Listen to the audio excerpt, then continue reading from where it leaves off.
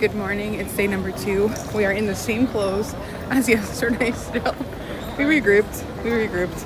We're on our way to AlUla to board our flight. Finally, the moment has come to actually board our flight to Saudi Arabia. I'm so excited. It was pretty early in the morning. We had a little bite to eat in the lounge before we boarded our flight. The food was really good here, and there was a guy snoring so loud that he was shaking the whole lounge. Anyway, it was time to go to AlUla. Since Saudi only opened a few years ago for tourism, we really weren't sure what to expect in terms of people traveling to Saudi Arabia. And the plane was pretty empty, so it was nice we had a lot of space. We had a smooth landing in AlUla, and then it was time to get off the plane. Elena and I didn't really sleep much, and we were still in the same clothes. Anyway, we had to go pick up our rental car because it was time to drive. I'm about to drive in Saudi Arabia. I never drive in even driving. I've never even driven in Europe.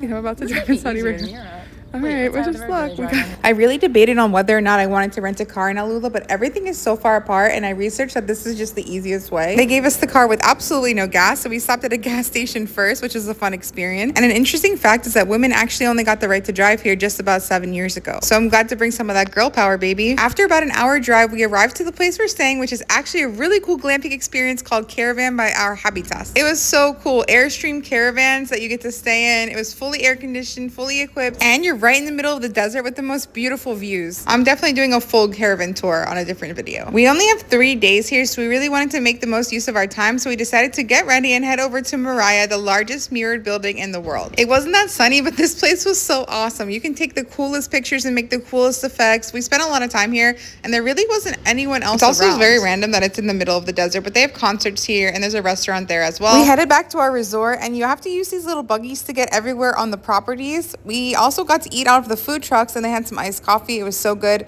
The food was also so bomb. I honestly really recommend staying here if you come to AlUla. Like I said, we didn't want to slow down anytime soon, so we decided to go on a small tour over to Old Town. We got to see a lot of places where some of the tour guide's family actually lived back in the day.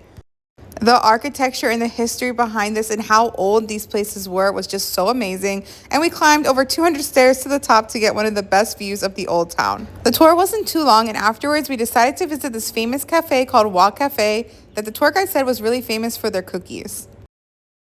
So my new friend at this very famous cafe that usually has a line, he made me a matcha.